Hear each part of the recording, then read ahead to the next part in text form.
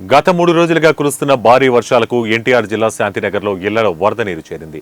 దీంతో ఎమ్మెల్యే కొలికపూడి శ్రీనివాసరావు ఆదేశాలతో 8వ ward councillor Surendra, Telugu Desam party నాయకుడు లాయర్ రాజవరపు శ్రీనివాసరావు ప్రొక్లైన్ తెప్పించి గృహాలలో నిలిచిపోయిన నీరును కచ్చా డ్రైనేజ్ ద్వారా తొలగించే చర్యలు చేపట్టారు.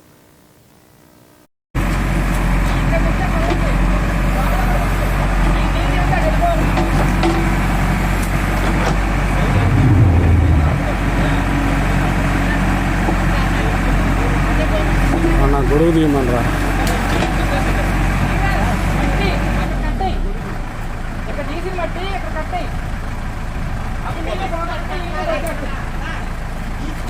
ఇక్కడ